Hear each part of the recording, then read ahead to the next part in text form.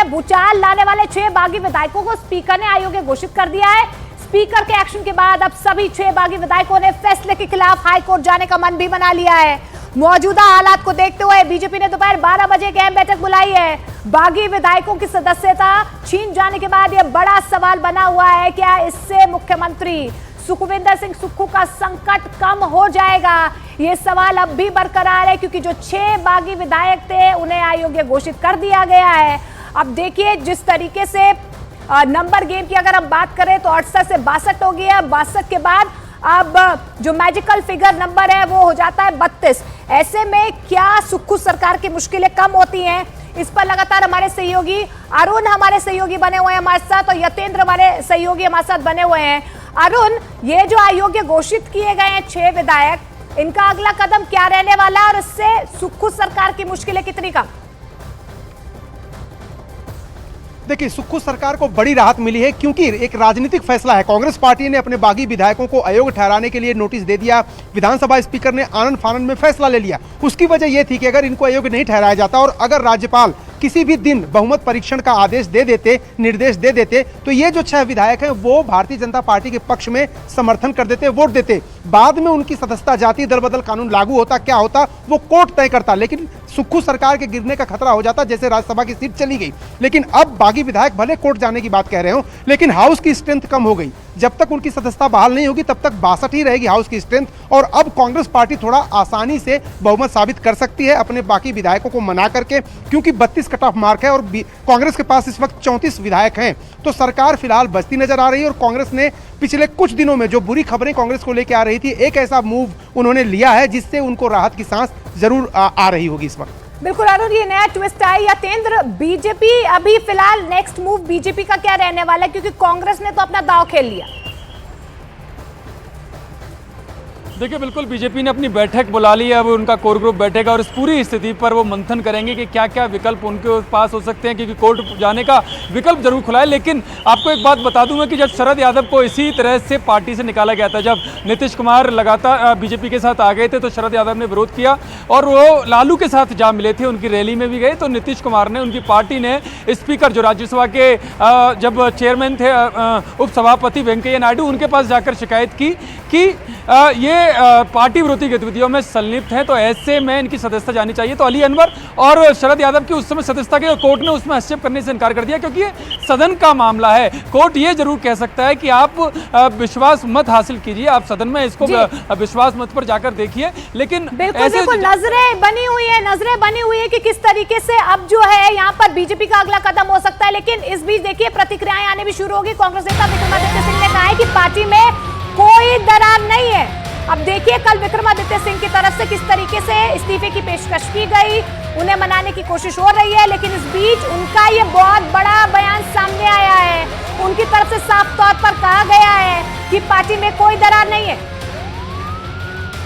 ठीक है, हिमाचल प्रदेश तो भावनात्मक प्रदेश है, तो यहाँ तो जो है हर चीज से ऊपर ये चीजें रहती है, मगर हम अपने प्रदेश के लोगों के साथ खड़े हैं, पूरी चट्टान की तरह खड़े हैं, मजबूती के साथ खड़े हैं, और लोग भी हमारे साथ खड़े हैं, इसमें भी कोई दो राय नहीं है। तो मिलकर मुख्यमंत्री हम आगे बढ़ेंगे। आप उनके छोटे भाई हैं और ये छोटे मोटे मनमुटाव चलते रहते हैं, तो अभी आप मंत्री हैं, उन्होंने आपका इस्तीफा स्वीकार नहीं किया। वो तो मुख्यमंत्री जी हमारे बड़े भाई है, मैं उनका छोटा भाई हूँ, तो अच्छी बात है। तो भाइयों के बीच में दरार कैसे आ गई? नहीं, दरार कोई नहीं है भैया, दरार कोई नहीं है। हम उनका बहुत मान सम्मान करते हैं, हम सबका बहुत मान सम्मान करते हैं। और अरुण लगातार हमारे साथ बने हुए हैं। अरुण, ये संकट के बादल थोड़े छटते हुए नजर आ रहे हैं, और विक्रमादित्य सिंह भी, उनका भी आज का बॉडी लैंग्वेज थोड़ा बदला नजर आ रहा है। छोटे भाई बड़े भाई इस तरीके से कह रहे हैं, आज नाराजगी थोड़ी कम नजर आ रही है। मान गए हैं क्या?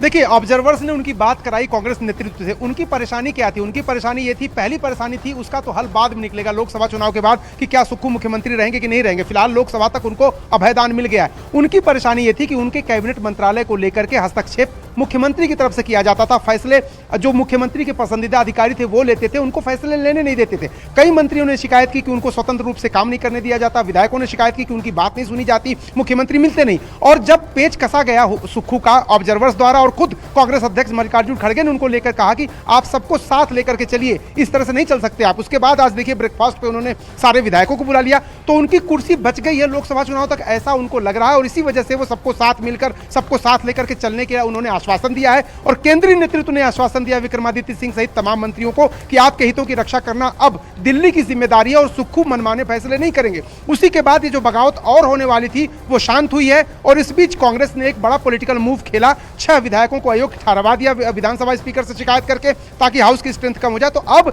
एक तरह से कंफर्टेबल मेजॉरिटी कांग्रेस पार्टी की सदन के अंदर दिख रही है। अगर राज्यपाल कंफर्टेबल मेजॉरिटी यहाँ पर जरूर नजर आ रही है, लेकिन क्रॉस वोटिंग करने वाले जो कांग्रेस के विधायक हैं, उनमें से एक विधायक से न्यूज 18 इंडिया ने बातचीत की है। बागी विधायक इंद्रदत्त लखनपाल ने न्यूज 18 इंडिया से खास बातचीत की है। क्या कुछ कहा उन्होंने, सुनिए। आज अभी मैंने फैसला सुन रहा था, माननीय हमारे जो स्पीकर हैं हिमाचल प्रदेश विधानसभा के, तो मैं देख रहा था कि वो किस तरह से बार बार पानी पीकर अपना फैसला सुना रहे थे। उससे साफ जाहिर होता कि वो राजनीतिक दबाव में चलकर उन्होंने जो ये असंवैधानिक फैसला हम विधायकों के प्रति लिया है, तो सरासर निंदनीय है। जो पर्यवेक्षक आए हैं, ना तो उन्होंने हमसे कोई संपर्क किया, ना हमारी उनसे कोई बात। यही तो एक कांग्रेस पार्टी में बहुत बड़ा लैक है कि वो चुने हुए विधायकों के साथ ना बात करना चाहते हैं, ना वो कार्यकर्ताओं से बात करना चाहते हैं। लेकिन जो भी हमने किया है, हमने अपनी अंतरात्मा की आवाज से किया है। हिमाचल के हकों को बचाने के लिए सारी बातें हमने की। हाँ बिल्कुल, हम सब एक साथ हैं और एक साथ ही रहेंगे। अभी तो फैसला आया है, अभी हम विचार करेंगे सब बैठकर और कानूनी राय भी लिया जाएगी, उसके बाद ही आगे का फैसला लिया जाएगा। गर्म में छिपी हुई बातें हैं, अभी कहाँ जाएंगे, क्या निर्णय लेना है, हम 6 के 6 विधायक बैठकर चर्चा करेंगे आपस में, और कानूनी राय क्या बनेगी और आगे भविष्य में हमने क्या करना है उसके बारे में आपको बता देंगे। तो हाईकोर्ट का रुख करेंगे। बागी विधायक जो अयोग्य घोषित हुए हैं उनकी तरफ से कहा गया। यतेंद्र हमारे सहयोगी लगातार बने हुए हैं। यतेंद्र, बीजेपी की बैठक तो चल रही है, लेकिन ये जो 6 बागी विधायक हैं, क्या सीधे बीजेपी के संपर्क में अभी भी? देखिए बिल्कुल बीजेपी के संपर्क में, और जिस तरह से स्पीकर का फैसला आया है तो जाहिर है कि वो कोर्ट का रुख भी तय करेंगे। और हालांकि कोर्ट के जो पिछले फैसलों को देखें तो बड़ा मुश्किल होता है इस तरह के फैसलों में कोर्ट की दखलंदाजी, क्योंकि स्पीकर का फैसला है और ज़्यादातर कोर्ट हमेशा यही कहता है कि आप पटल पर आकर सदन में आकर अपना विश्वास मत परीक्षण में का वो आदेश दे सकते हैं। और पहले भी ऐसा हुआ, जो मैंने शरद यादव का जो उदाहरण बताया वो बिल्कुल इसी तरह के पार्टी के द्वारा उनकी शिकायत की गई थी, जिसकी वजह से उनकी सदस्यता गई, कोर्ट ने हस्तक्षेप करने से इनकार किया। और यहाँ पर भी यही हो सकता है कि कोर्ट उनको कह सकता है कि जो अविश्वास वाली बात है तो उसको सदन में विश्वास के लिए सरकार को अपना जाना चाहिए। और अभी फिलहाल जो आंकड़े हैं वो सरकार के पक्ष में जाते हुए दिखाई दे रहे। तो ऐसे में जो बीजेपी सूत्र दावा कर रहे हैं कि बार बार अभी 3 से 4 विधायक उनके संपर्क में, अगर ऐसा होता है तो जाहिर है कि जब विश्वास मत का समय आएगा तो सरकार जरूर संकट में आ सकती है, लेकिन ये तब होगा जब वाकई में ऐसे 3 से 4 विधायक और संपर्क में उनके होंगे तब। बिल्कुल, शुक्रिया यतेंद्र और अरुण हमारे साथ अपडेट साझा करने के लिए। लेकिन अभी फिलहाल जो है हिमाचल प्रदेश में जो सियासी संकट है वो टलता हुआ नजर आ रहा है।